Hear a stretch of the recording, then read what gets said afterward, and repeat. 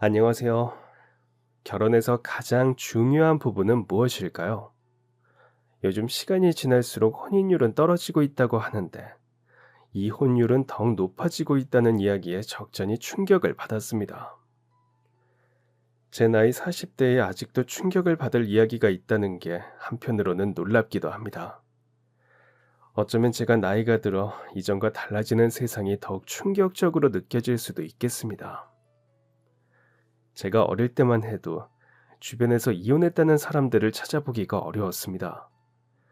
결혼이라는 게 누군가와 평생을 함께하기로 법적인 약속을 하는 날이라고 생각했는데, 어쩌면 이 의미 역시도 달라지는 시대 속에서 변화를 맞이하는 건가 싶습니다. 매년 9만 건 이상의 커플들이 이혼한다고 합니다. 9만 건. 이렇게 많은 사람이 서로가 함께한 약속을 내려놓을 생각을 한다니 놀랍기도 하지만, 한편으로는 그럴 수밖에 없던 이유가 있지 않을까 하는 생각에 안타까운 마음이 들기도 합니다. 누군가와 연애할 때도 헤어진다는 것은 늘 쉽지 않으니, 결혼한 사람의 곁을 떠난다는 건 역시도 그렇게 많이 고민하고 어렵게 내린 결정이겠거니 하는 것이죠. 제가 이런 생각을 하는 것은, 어쩌면 평생을 함께하기로 한 약속을 저버리고 누군가를 떠나기로 결정한 마음을 헤아려 보고자 하는 것이 아닐까 싶습니다. 우르릉 쾅쾅. 어린 시절 자다가 천둥이 치는 소리에 깜짝 놀라 잠이 깼습니다. 갑작스럽게 웬 천둥이지에 놀란 마음을 가라앉히며 주변을 둘러봤는데, 얼마 전 이사 온 지하 월세는 빛이 제대로 들어오지 않아 밖에 비가 오는지 알 수가 없었습니다. 부모님에게 물어봐야 하나 고민하는 순간, 다시 한번 쿵쿵쾅쾅 천둥 소리가 크게 울려 퍼지는 것이 들렸습니다. 저는 자리에서 튀어오르듯이 일어나 밖으로 나갔습니다. 방문을 열자 천둥은 집 안에서 치고 있다는 것을 알았습니다. 너만 아니었어도 내 인생 이 꼬락서니는 안 됐어. 뭐? 지금까지 먹고 살게 해준 게 누군데? 그랬지. 근데 우리 결혼해서 먹고 살만 했던 게 고작 몇 년이니? 아이, 근데 이 옆편 내가 보자 보자니까. 그러는 너는 잘난 것 하나 없는 집안에 시집와서 뭐 살림살이에 보탬이나 됐니? 보탬? 이 지하구석 월세 구하라고 돈 보태준 게 누군데? 우리 언니 아니었으면 이깟 지하방 하나 구할 재주도 없었으면서. 천둥 소리는 밖에서 날씨 때문에 났던 게 아니라 우리 집안에서 나고 있었습니다. 아버지의 가게가 망하고 지하 월세방으로 이사를 온 후 매일 같이 다투던 부모님 때문에 나던 소리였죠. 두 분은 싸우느라 물건을 집어던지고, 한쪽에 아무렇게나 쌓여져 있던 제 책과 장난감들도 발로 차 넘어뜨리기도 했습니다. 처음에는 이 광경을 보고 몇 번이나 눈물을 터뜨렸습니다. 제발 싸우지 말라고 매달려서 말려보기도 했죠. 이곳으로 이사 오기 전에는 두 분의 사랑을 듬뿍 받던 외동딸이었기에 제 얼굴만 보면 쌓였던 화가 풀어질 거라고 생각했습니다. 이전에는 제 애교 몇 번이면 두 분의 마음이 사르르 녹아 금세 없던 일이 되기도 했으니까요. 예쁜 우리 딸 봐서 참는다.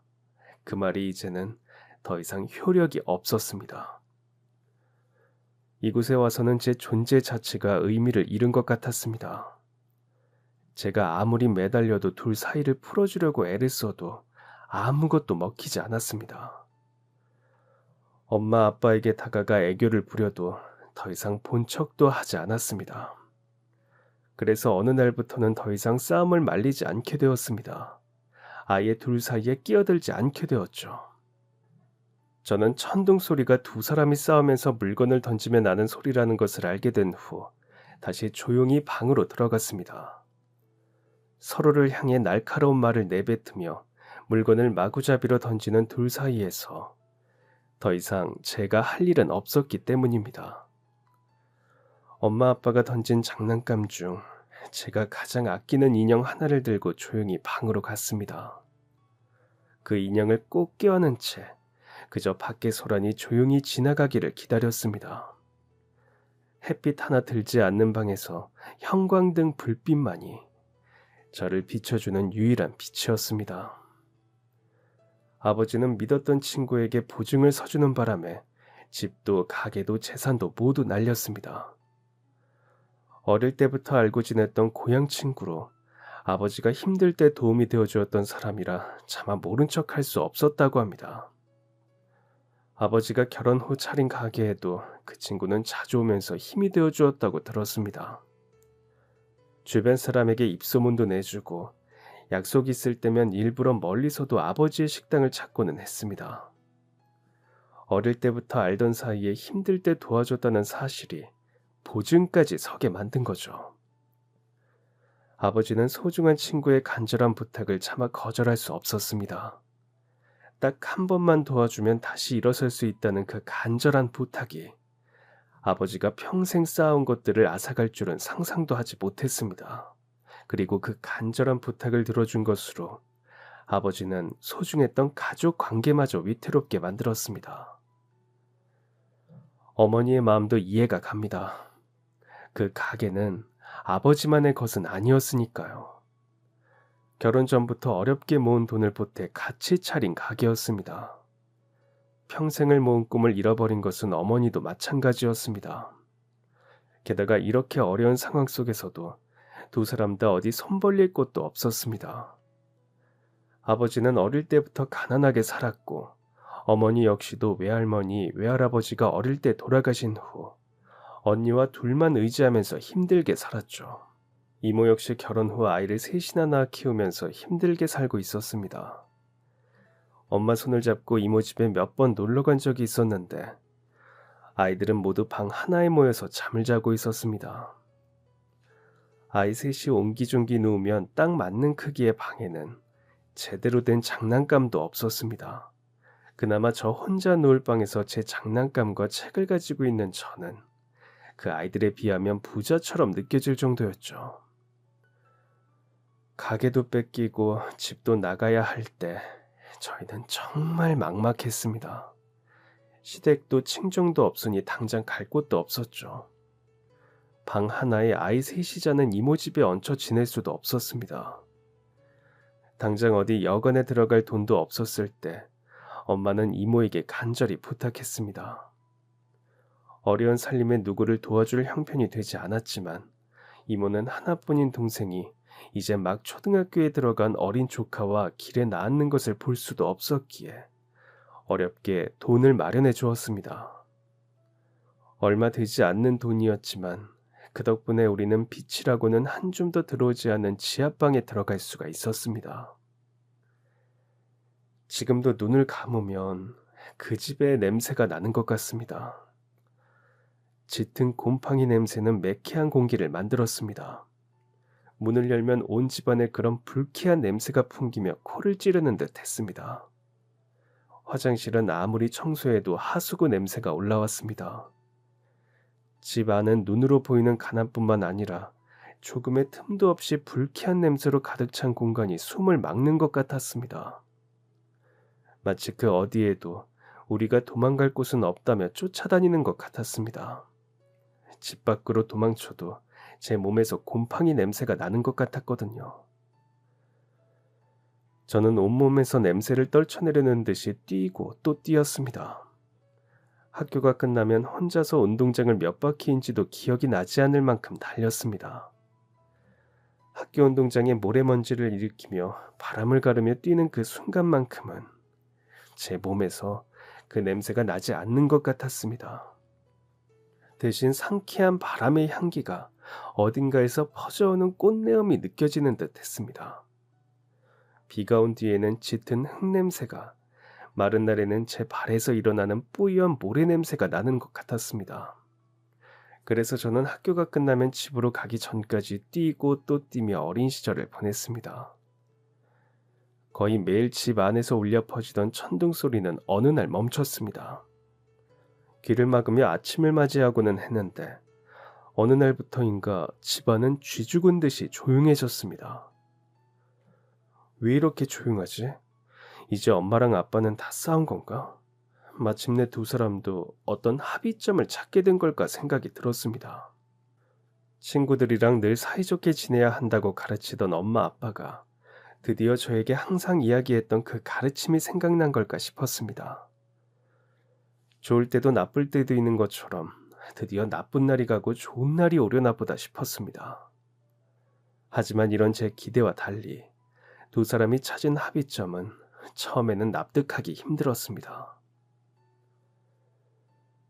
엄마랑 아빠 이혼하기로 했다. 엄마가 일자리를 찾을 동안 너는 아빠랑 지낼 거야. 이혼. 지금으로부터 3, 40년 전만 해도 이혼이라는 게 흔한 일이 아니었습니다. 그 시절에는 다 그렇다라는 말처럼 부부 사이에 다툼이 일어나도 다들 그렇게 참고 사는 그런 시절이었죠. 지금이야 이혼을 한 번 할 수도 있고 여러 번 하는 사람도 있고 방송에서 연예인들도 그런 사실을 과감하게 드러내지만 그 당시에는 신문 1면을 장식할 정도로 굉장히 파격적인 일이기도 했습니다. 그러다 보니 우리 부모님이 이혼한다는 이야기가 너무 충격적이었습니다. 학교에서 우리 반 친구 중 아무도 이혼한 사람이 없는데 왜 우리 부모님이 이혼하는 걸까 겁이 났습니다. 아빠의 이야기를 듣는 순간 숨이 턱 막혀왔죠. 사람들이 이 사실을 알게 되면 나를 두고 수군거릴 텐데 길을 가다 손가락질 하지는 않을까 무서웠습니다. 어딘가에서 이혼한 아이와는 놀지 말라고 이야기하던 부모가 있었다는 말이 떠오르면서 제 두려움은 눈덩이처럼 불어났습니다. 왜요? 이혼 안 하면 안 돼요? 아빠랑 엄마 그냥 같이 살면 안 돼요? 미안하다. 아빠도 엄마랑 잘 살아보려고 노력했지만 그럴 수가 없었어. 엄마 아빠가 같이 살면 매일 싸우기만 하니까 그렇게 지내는 것보다 우리를 위해서도 그리고 너를 생각해서도 서로 떨어져 지내는 게 낫겠다는 결론을 내렸단다. 아직 네가 어려서 이해하기 어렵겠지만 조금 더 자라면 엄마 아빠가 왜 이런 결정을 내렸는지 알게 될 거야. 너한테는 미안하지만 이게 우리 가족 모두가 잘 살 수 있는 방법이란다. 저는 더 이상 아무 말도 할 수가 없었습니다. 어른들끼리 이미 결정한 거라는데 제가 무슨 말을 더 할 수 있을까요? 저는 한낱 어린아이일 뿐인데 말이죠. 하지만 시간이 지나면서 부모님이 왜 그런 결정을 내렸는지 이해할 수 있었습니다. 엄마랑 아빠가 따로 살기 시작하면서 더 이상 집안에서는 천둥번개가 치지 않고 조용한 평화가 찾아왔다는 것이 가장 큰 변화였습니다. 처음에는 부모님이 따로 사는 게 두려웠는데 시간이 지나면서 두 분이 싸우는 소리보다는 낫다는 생각이 들었습니다. 부모님이 서로 소리를 지르는 모습보다 지금이 훨씬 좋다는 생각이 들기 시작한 거죠. 엄마와 이혼 후 아버지도 안정을 찾는 게 보였습니다. 매일 엄마와 싸우면서 하루를 시작하고 끝내던 아빠는 이제 눈 뜨면 싸움 대신 집안일과 일하러 나갈 준비로 분주했습니다. 아침에 일어나면 달걀 부침에 김 몇 장을 구워 제 밥을 차려주었습니다.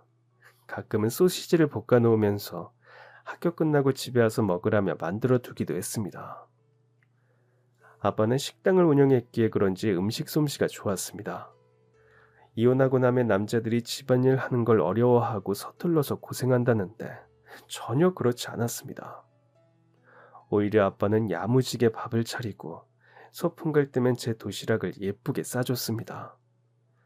빨래나 청소 같은 집안일이 어렵기는 했지만 그것도 금세 배웠습니다. 집을 나간 후 엄마는 소식을 알 수 없었습니다. 거의 1년을 넘게 엄마를 못 보고 살았습니다. 못 봤다는 표현이 맞을지 안 봤다는 말이 맞을지 모르겠습니다. 저는 엄마가 어디 있는지 알 수가 없었으니 먼저 찾아갈 수 없었습니다. 하지만 엄마는 제가 어디에 있는지 알고 있는데도 찾아오지 않았습니다. 아빠가 만나지 못하게 했는지 그건 알 수 없었지만 엄마는 학교 앞이라도 몰래라도 저를 찾아오지 않았습니다. 이대로 영원히 엄마를 보지 못하고 살 수도 있다고 생각했습니다. 하지만 제가 중학교에 입학했을 때 다시 엄마를 볼 수 있었습니다. 그리고 그게 마지막이었습니다. 엄마가 집을 나간 지 거의 3년 만이었습니다. 오랜만에 만난 엄마는 얼굴이 좋아 보였습니다. 여기는 왜 왔어? 저는 3년 동안 전화 한 번 하지 않고 소식도 전하지 않은 엄마가 반갑지 않았습니다. 초등학생이었던 어린 딸을 두고 집을 나가면서 연락 한 번 하지 않은 엄마를 저는 다시 만나기까지 내내 미워했으니까요. 아빠가 저에게 너무 잘해줘서 그 빈자리를 덜 느끼기는 했지만 그래도 엄마라는 존재는 제 인생에서 적지 않은 부분이었습니다. 어느 날 갑자기 사라지고는 몇 년간 연락도 없다가 또 이렇게 나타나다니 마치 저를 놀리는 기분이 들어 화가 났습니다. 엄마 재혼해. 좋은 사람 만났어? 공무원인데 직업도 안정적이야. 혼자 된 지는 5년 정도 됐는데 부인이 매우 아프다가 세상을 떠났다네. 엄마 미용 배워서 지금 이모네 가게에서 같이 일하고 있어. 거기 오던 손님인데 엄청 좋은 사람이야. 근처 빵집으로 저를 데려간 엄마는 대뜸 제 앞에 거대한 폭탄을 던졌습니다. 엄마 입에서 나온 이야기는 그동안 제가 혹시나 다시 만난다면 듣고 싶었던 말이 전혀 아니었죠. 몇 년 만에 나타나서 오랜만에 본 딸에게 할 이야기가 고작 저거인가 싶었습니다. 아빠도 알아? 아빠한테 먼저 말했어. 그랬더니 너한테는 나보고 직접 이야기하라고 하더라. 아빠는 뭐래? 이미 이혼한 사이에 무슨 말을 하겠니? 그냥 알겠다고 하지. 그래, 그럼 나도 알겠어. 나 숙제 있어서 이만 가볼게. 벌써? 아직 빵은 입에도 안 댔으면서. 저는 눈물이 왈칵 쏟아져 나오려는 것을 애써 숨기며 일어나려 했습니다. 그때 제 손목을 붙잡으면서 빵을 쳐다보는 엄마의 모습에 결국 참았던 서러움이 폭발하고 말았죠. 그동안 왜 나 한 번도 보러 안 왔어? 왜 전화 한 번 안 했어? 내 소식이 궁금하기는 했어? 내가 걱정되기는 했어? 그건 엄마가 먹고 살기 어려워서 자리만 잡으면 너 다시 데려오려고 했어. 그게 언제인데? 자리는 언제 잡히는 건데? 엄마 떠난 지 벌써 3년이야. 아빠는 자리를 잡아서 나랑 같이 살았던 거야? 엄마 힘들 때는 자식이 아니고 좋을 때만 딸이야? 엄마가 어려운 형편에 너 데려가면 고생시킬까 봐 그랬던 거야. 이제 돈도 좀 모았고 안정적인 사람이랑 재혼하니까 너랑 같이 살려고, 엄마랑 같이 살자고 물어보려고 온 거야. 이제 와서? 엄마 없는 동안 아빠는 일하면서 빨래하고 청소하는 거 배워가면서 나 키워줬어. 중학교 교복 사러 갈 때도, 시장에 처음 브래지어 살 때도 아빠가 따라가 줬어. 그럴 때마다 엄마가 옆에 있었으면 하고 얼마나 바랬는지 알아? 이혼하고 똑같이 힘든 상황에서 아빠는 내 옆에 있었어. 나는 아빠랑 살 거야. 그러니까 엄마도 이제 나 찾아오지 마. 매정한 말을 던져주고 저는 빵집을 나왔습니다. 그리고 집으로 갔더니 아빠가 저를 기다리고 있었습니다. 아마 엄마를 만난다는 이야기에 일부러 저를 기다리고 있었던 것 같습니다. 울면서 집으로 들어온 저를 보고 아빠는 깜짝 놀라 달려왔습니다. 아빠, 엄마가 결혼한대. 몇 년 동안 나한테는 전화도 안 하고 얼굴 한번 보러도 안 왔으면서 다른 남자 만나서 결혼한대. 어떻게 그동안 딸을 한 번도 안 보러 올 수가 있어? 난 엄마가 그동안 못 찾아와서 미안했다고 그럴 줄 알았어. 그런데 다른 사람이랑 결혼한다고 어떻게 그럴 수가 있어? 아빠, 나 엄마가 너무 미워. 너무 미워. 아빠는 괜찮다, 괜찮아, 그럴 수 있어라면서 제 등을 두드려 주었습니다. 네가 아직 어려서 다 이해할 수는 없을 거야. 그런데 시간이 지나면 엄마 마음도 이해할 수 있을 거다. 엄마도 그럴 수밖에 없었다고. 네가 크면 너도 결혼도 해보고 엄마가 되어보면 이해할 수 있을 거야. 난 결혼 같은 거 안 할 거야. 평생 결혼 같은 것도 안 하고 이혼도 안 할 거야. 그 후 다시는 엄마를 볼 수 없었습니다. 집으로 편지의 한 장을 보내기는 했습니다. 결혼 후 어디에서 살고 있으니 엄마가 보고 싶을 때면 같이 살고 싶다고 생각이 바뀌면 언제든지 찾아오라고 했습니다. 하지만 저는 그 편지를 그대로 쓰레기통에 버렸습니다. 그리고 엄마도 그 이후로 다시는 연락을 하지 않았습니다. 이혼하기 싫어서 결혼은 절대 하지 않겠다는 중학생 때의 제 결정과 달리 저는 20대 초반 일찍 시집을 갔습니다. 갑자기 이게 무슨 황당한 소리인가 싶죠. 세상에는 아마 인연이라는 게 있나 봅니다.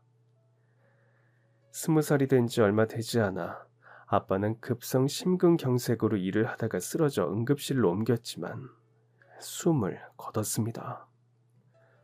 효도 한번 받아보지 못하고 아빠가 돌아가신 후 저는 상심이 컸습니다. 당장 혼자서 어떻게 먹고 살지 앞이 막막했습니다.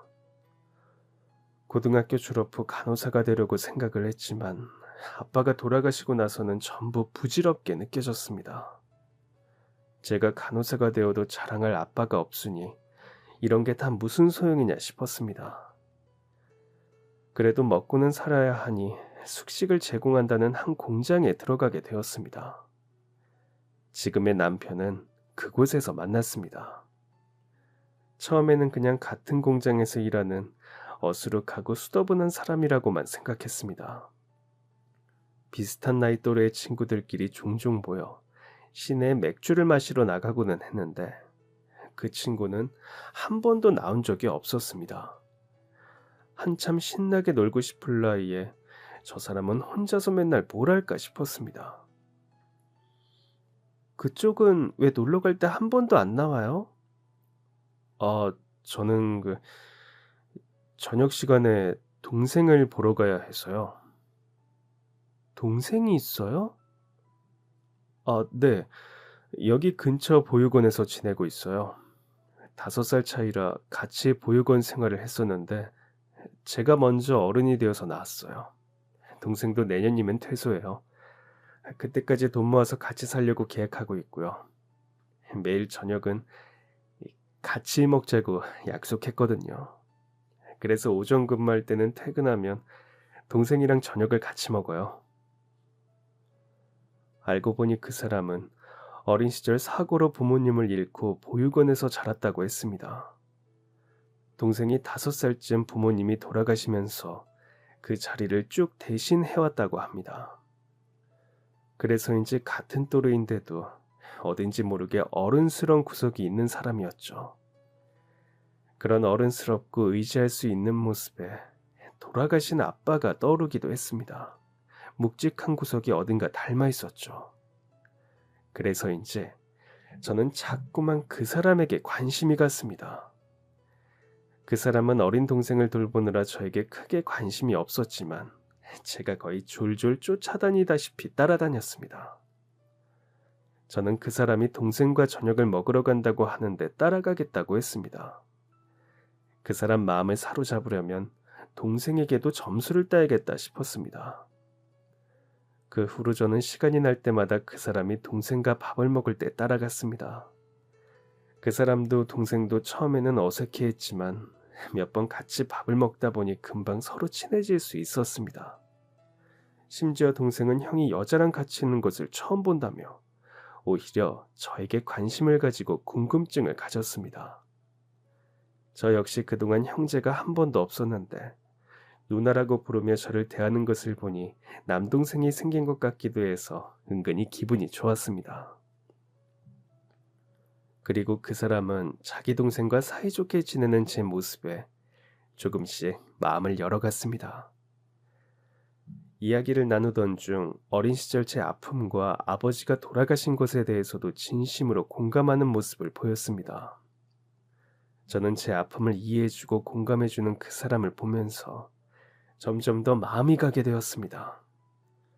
결혼 같은 것은 절대 하지 않겠다고 다짐했는데 아빠의 빈자리에 외로움이 컸던 것 같기도 합니다. 어딘가 아빠가 떠오르는 듬직한 그 사람은 알면 알수록 좋은 사람이었습니다. 1년 후 남동생은 보육원을 퇴소했습니다. 공부를 잘했던 남동생은 서울에 있는 명문대학에 진학했습니다. 기숙사에 들어가게 되면서 같이 살려고 했던 두 사람의 계획은 조금 미뤄졌습니다. 남동생이 기숙사 생활을 하는 사이 저희는 더 가까워졌습니다. 그로부터 다시 1년 후 저희는 결혼을 결심하게 되었습니다. 혼인신고를 하면서 일하던 공장을 그만두고 도련님이 있는 서울로 올라갔습니다. 그동안 모아두었던 돈으로 셋이 함께 살 집을 구했고 같이 살면서 도련님이 대학을 마칠 때까지 같이 뒷바라지를 했습니다. 이야기를 듣고 누군가는 뭐하러 도련님 뒷바라지까지 하면서 사서 고생을 하냐고 했습니다. 하지만 저는 그게 전혀 고생같이 느껴지지 않았습니다. 오히려 아빠가 돌아가신 후 텅 빈 것처럼 외로웠던 제 인생에 남편과 도련님이라는 소중한 가족이 생겨서 좋았습니다. 그리고 얼마 후 저희 부부에게 아이가 생기며 마침내 제 삶에 비어있던 퍼즐 조각이 전부 들어맞는 기분이었습니다. 도련님도 정말 좋은 사람이었습니다. 학교 다니면서 장학금을 타면 그걸로 학비를 하고 아르바이트해서는 아기 키우는데도 돈이 많이 드는데 자기 때문에 더 고생이라며 10만 원이라도 떼어서 저희 부부에게 주고는 했습니다. 제 남편도 그렇지만 도련님 역시도 사람이 어쩌면 저렇게 참할까 생각이 들 정도로 아주 착하고 번듯했습니다. 남편 말에 의하면 두 사람은 어릴 때부터 부모님이 없는데도 구김이 없고 명랑했다고 합니다. 특히 도련님은 성격이 정말 쾌활해서 동네에서는 골목대장으로 길목을 누비고 다녔다고 했습니다. 밝고 착하고 성실하고 또 친구들 사이에서는 늘 중재자 역할을 할 정도로 정의감이 넘치기도 했다고 합니다. 남편은 어릴 때부터 자신과 달리 똑똑하고 성격도 좋은 도련님이 공부도 많이 하고 훌륭하게 자랄 수 있도록 도와주고 싶었다고 합니다. 저는 종종 집에서 어릴 때 아빠가 자주 만들어주던 떡볶이와 어묵탕을 만들어주고는 했는데 먹을 때마다 남편과 도련님은 이건 꼭 가게를 내서 팔아야 한다며 그릇을 싹싹 비우고는 했습니다. 아이 역시 제가 만든 음식들을 너무 좋아했습니다. 그 당시 남편과 저는 건설 현장과 식당을 다니면서 일을 하고 있었습니다. 그리고 돈을 모아 언젠가는 분식집을 차리자고 말하고는 했죠. 도련님은 대학을 마친 후 남들보다 조금 늦은 나이에 군입대를 했습니다. 그리고 제대 후에는 바로 대기업에 취직하면서 분가하게 되었죠. 저희는 계속 같이 살아도 된다고 이야기를 했지만 도련님은 더 이상 폐를 끼칠 수는 없다면서 분가했습니다. 남편과 저는 그동안 모은 돈으로 마침내 분식집을 차렸습니다. 그동안 모은 돈에 은행에서 대출받아 초등학교와 중학교가 같이 있는 골목에 가게를 얻었습니다. 멀지 않은 곳에 대학교가 있어 근처에 자취하는 친구들도 꽤 있는 곳이었습니다. 분식집은 개업한 지 얼마 지나지 않아 단골 손님이 생길 정도로 장사가 잘 됐습니다. 그동안 건설 현장을 다니던 남편도 일을 그만두고 분식집에 집중했습니다. 저희 부부는 그동안 고생한 보람이 있다 싶었습니다. 장사가 잘 되어도 너무 잘 되었거든요. 떡볶이에 김밥, 튀김, 순대, 어묵은 물론 쫄면에 잔치국수, 우동까지 팔았습니다. 입소문이 나기 시작하면서 저녁 8시가 넘으면 준비해둔 재료가 뚝 떨어질 정도로 장사가 잘 되었습니다. 이대로면 가게를 살 수도 있겠다 싶어 꿈에 부풀었습니다. 도련님은 회사에 입사 후 같은 직장을 다니던 여성과 연애를 시작했습니다. 연애를 시작한 지 1년여 만에 결혼을 결심하게 되었고 두 사람 다 번듯한 직장에 부족함 없는 연봉으로 저희는 하지 못했던 멋진 결혼식도 했습니다. 저희는 두 사람에게 전셋집 보증금에 보태라며 5천만 원을 내어주었습니다. 그리고 결혼 후 3개월이 지나 도련님, 아니 이제 서방님에게는 아기 소식까지 찾아왔습니다. 겨울과 봄을 지나 무더운 여름날, 서방님 부부는 건강한 아이들을 출산했습니다. 병원 가득 울려 퍼지던 우렁찬 아기 울음소리가 귀에 울리자 저희 부부도 같이 뜨거운 눈물을 흘렸습니다. 딸아이는 동생이 생긴다며 기뻐했습니다. 운영하던 분식집도 계속 잘 되어가고 서방님은 귀여운 아이까지 건강하게 태어났으니 우리 가족 모두 해피엔딩을 향해 달려가는 것 같았습니다. 9살이 된 조카는 사랑만 받기에도 부족한 시기에 매일 지옥 같은 시간을 보냈습니다. 서방님은 회사의 영업직으로 일을 하고 있었는데 반드시 따야 했던 큰 프로젝트가 직원의 실수로 무산이 되었다고 합니다. 프로젝트를 준비하는 동안 예산도 꽤 들어 회사에서는 책임을 질 사람을 찾았죠. 결국 팀의 프로젝트를 담당했던 서방님이 책임을 지고 물러나게 되었습니다. 프로젝트를 담당한 서방님에게 모든 책임이 떠안게 된 거죠. 그렇게 일을 그만두고 나니 주변 회사에도 소문이 났다고 합니다. 이직하려고 알아봤지만 다들 회사에서 좋지 않은 문제로 그만두었다는 것을 알고 서류에서부터 탈락시켰습니다. 서방님은 한동안 퇴직금으로 생계를 이어가려 했지만 6개월이 넘도록 다시 취직되지 않았습니다. 더 이상 다른 회사로 이직할 기회만을 보면서 기다릴 수는 없어 어쩔 수 없이 당장 생활비를 마련하기 위해서 대학 시절 했던 건설 현장 일을 시작했습니다. 대기업에서 잘리고 나니 부부 사이는 급격히 나빠졌습니다. 서방님과 결혼 후 회사를 그만두고 전업주부로 지내던 동서도 갑자기 수입이 없으니 마음이 답답했을 것 같습니다. 마치 제가 어릴 때 아빠 일이 잘못된 후 엄마와 매일 싸웠던 것처럼 서방님과 동서도 그랬습니다. 두 사람은 어린아이를 두고 매일같이 싸웠습니다. 가끔 반찬이라도 해서 그 집을 찾을 때면 안에서는 매일 울음소리와 다투는 소음이 들렸습니다. 아이의 표정도 날이 갈수록 어두워졌습니다. 두 사람의 다툼이 더 심해진 것은 그날 이후였습니다. 공사장에서 일을 하던 서방님은 시멘트를 지고 계단을 오르다 기우뚱 몸이 기울어지면서 아래로 떨어졌다고 합니다.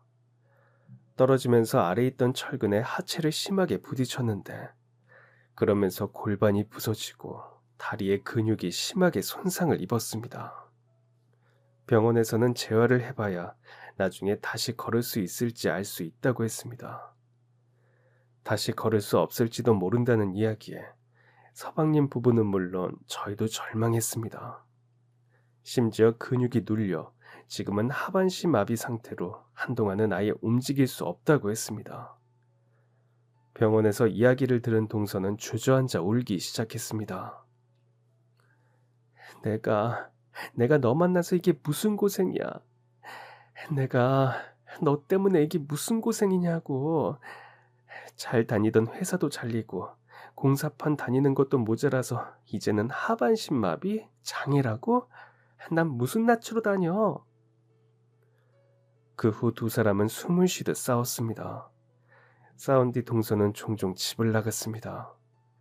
그러다 보니 서방님은 종종 아이를 우리 집에 맡겼죠. 그렇게 다투던 두 사람도 어느 순간 합의점을 찾았습니다. 아니, 두 사람이 찾은 게 아니라 동서가 찾은 거죠. 어느 날 동서는 이혼 서류 한 장만 남긴 채 집을 나갔다고 합니다.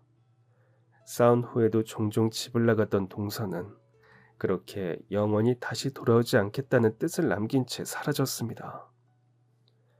동서의 모습에서 어린 시절 집을 나갔던 엄마가 떠올랐습니다. 이제는 어른이 된 제가 옆에서 두 사람이 싸우고 힘들어하는 모습을 보니 그때 왜 엄마가 집을 나갔는지 조금은 이해할 수 있을 것 같았습니다. 매일 싸우기만 했던 두 사람 중 한 명이 집을 나가고 나니 평화가 찾아왔기 때문이죠. 그제서야 아빠의 말을 이해할 수 있을 것 같았습니다. 부부 사이에는 서로가 떨어져야 살 방법을 찾을 때도 있구나 싶은 것을 말이죠. 그래도 어린 자식이 클 때까지만이라도 서로 힘을 합쳐 이 위기를 이겨냈다면 더욱 좋았을 텐데 생각이 들기도 합니다. 다리가 불편한 서방님이 혼자 아이를 키울 수 없었습니다. 그래서 살던 집을 정리하고 다시 저희 부부와 지내게 되었는데 그때까지만 해도 분식집이 잘 되고 있어서 도련님과 조카를 돌보는 게 어렵지 않았습니다. 도련님도 장애인 구직 사이트를 통해서 일자리를 찾고 있었고요.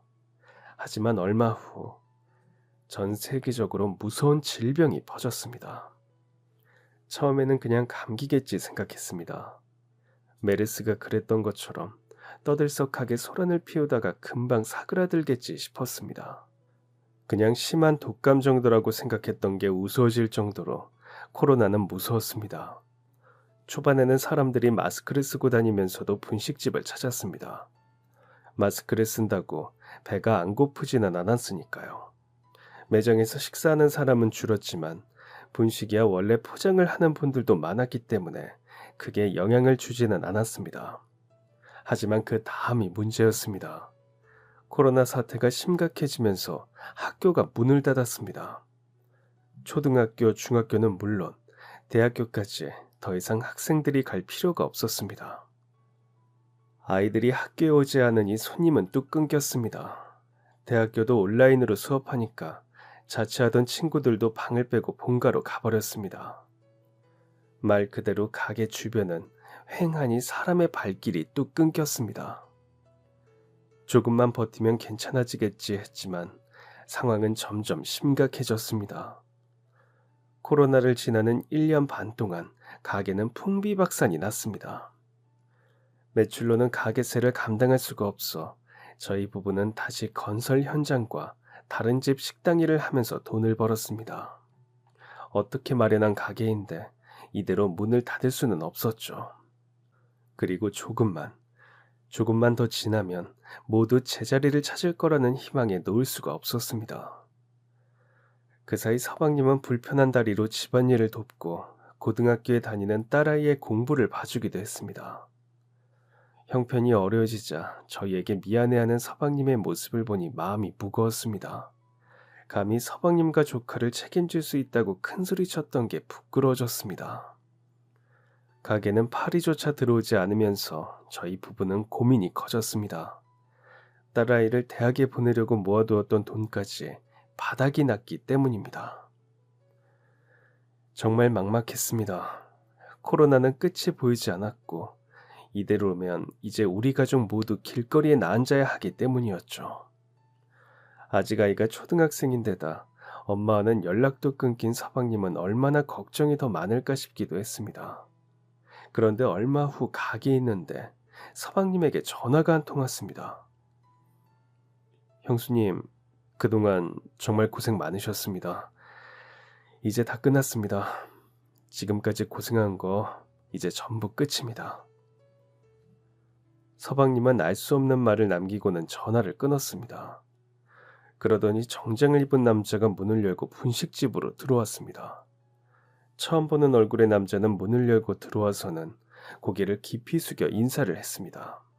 그러더니 잠시 앉아서 이야기를 나눌 수 있냐고 물었습니다. 어리둥절했지만 왠지 방금 전화했던 서방님의 이야기와 연관이 있을 것 같아 알겠다고 말하며 자리에 앉았습니다. 저는 원우랑 군대 동기입니다. 원우면 저희 서방님이요? 네, 원우에게 연락했더니 바로 여기를 찾아가라더군요. 서방님 군대 동기분이 저를 왜... 사실 제가 원우에게 예전에 큰 빚을 진 적이 있어서 갚으려고 전화했습니다. 그랬더니 그 빚은 형수님에게 갚으면 된다고 하더라고요. 저희 서방님에게 빚을요? 그런데 그걸 왜 저에게... 그동안 형수님이 원우에게 정말 잘해주셨다고 들었습니다. 그게 너무 감사해서 자기는 괜찮다고 하더라고요. 서방님이 얼마나 빚을 지셨길래? 얼마나라고 감히 이야기할 수가 없습니다. 제가 원우에게 진 것은 돈이 아니라 목숨이었거든요. 어릴 때부터 저는 정말 가난하게 살았습니다. 가난을 핑계로 사실 미래에 대한 준비도 아무것도 하지 않았어요. 나는 어차피 가난하게 태어나서 앞으로도 그렇게 살 운명이라고. 미래 같은 것은 꿈도 꾸지 않았습니다. 망연자실 다 포기한 마음으로 군대에 갔습니다. 사실 우리 집 너무 가난해서 면제도 받을 수 있었는데 밖에서 놀면 뭐하나 싶었어요. 가면 돈도 주고 옷도 주는데 살 것도 주니까 거기나 가자 싶었습니다. 거기서 원우를 만났는데 처음부터 신기한 놈이었습니다. 성격도 밝고 서글서글하고 명문대에 다닌다고 하더군요. 보나마나 저놈은 어디 번듯한 부잣집 자식이겠지. 그러니까 저렇게 공부도 하고 좋은 대학도 다니겠지 하면서 혼자 그렇게 지레 짐작했습니다. 그래서 동기이지만 원우랑은 별로 친하지 않았어요. 그러다가 훈련 중에 사고가 하나 발생했습니다. 추운 날씨에 저희는 산에서 혹한기 훈련을 하고 있었습니다. 그날 컨디션이 좋지 않았지만 훈련을 빠질 수가 없어서 밖에서 텐트를 치고 자고 있었는데 갑자기 저체온증이 왔나 봅니다.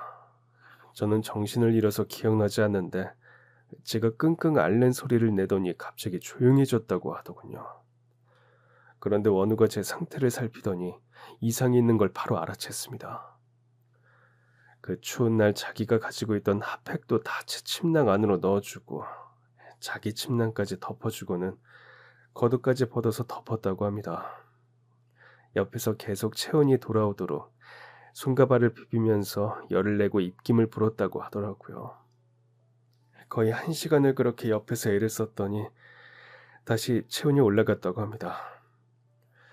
아침에 밝을 때까지 옆에서 체온을 높여주려고 애를 쓰고는 날이 밝자마자 저를 업고 의무대까지 달려갔다고 들었습니다. 저체온증이 심하게 왔던 상태에 탈수까지 더해져 밤새 그대로 있었으면 세상을 떠났을 수도 있다고 의무관이 그러더군요. 고마운 마음에 찾아가서 인사를 하면서 이야기를 나누다가 제가 그동안 원우를 오해했다는 것을 알았습니다.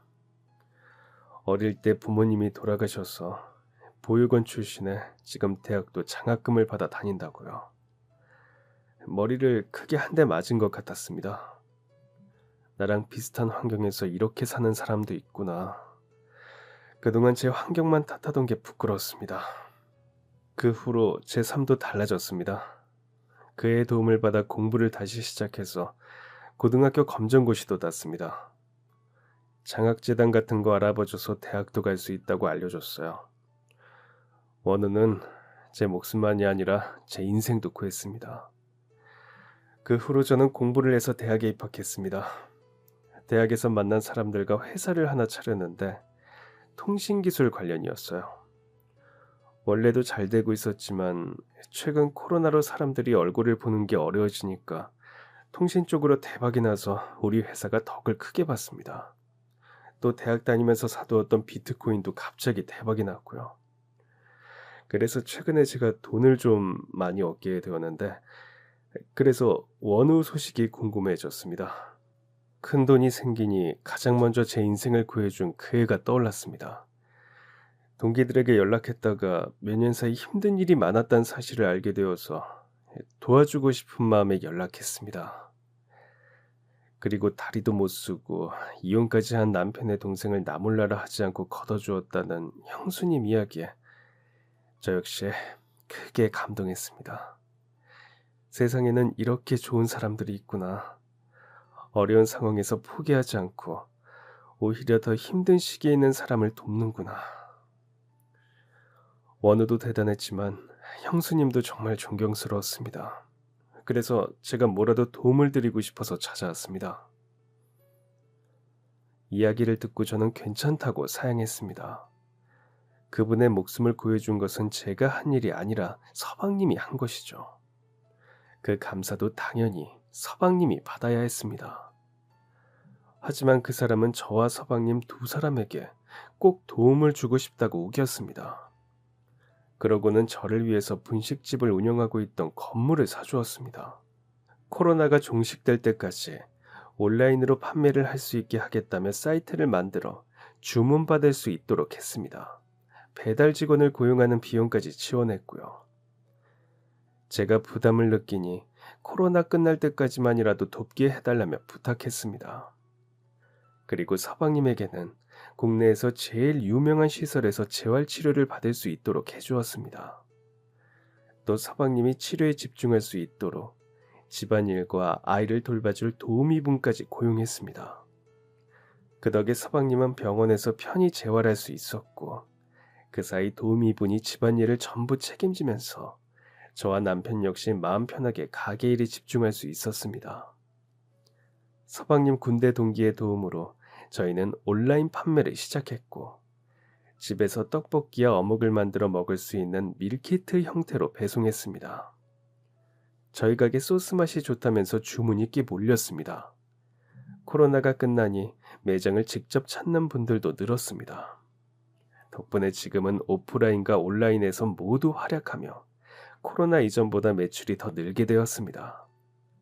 서방님은 재활치료를 받으면서 조금씩 다리의 기능을 회복하고 있습니다. 아직 걷는 것은 무리지만 혼자서 두 다리에 힘을 주고 일어설 수 있을 정도는 되었으니 앞으로도 꾸준히 재활을 계속한다면 걸을 수도 있지 않을까 기대하고 있습니다. 저희 부부는 다시 열심히 딸아이 대학 등록금을 마련하고 있습니다. 서방님은 동기가 지원해준 통신 장비를 이용해 집에서 온라인으로 아이들을 가르치는 일을 시작했습니다. 덕분에 우리 가족은 다시 조금씩 각자의 자리를 찾아가고 있습니다. 서방님의 군대 동기와도 자주 안부를 물으며 지내고 있는데 저희 성품에 감복해서 도움의 손길을 내밀어준 만큼 앞으로도 가족들끼리 서로 돕고 화목하게 지내는 모습으로 저희가 받은 감사한 마음을 오래도록 갚아 나가려고 합니다. 힘든 시기를 극복한 만큼 앞으로 서방님과 저의 인생에는 해피엔딩만 남아있겠죠. 그럼 지금까지 사연 들어주셔서 감사합니다. 사연이 재밌으셨다면 구독과 좋아요 부탁드려요. 감사합니다. 안녕히 계세요.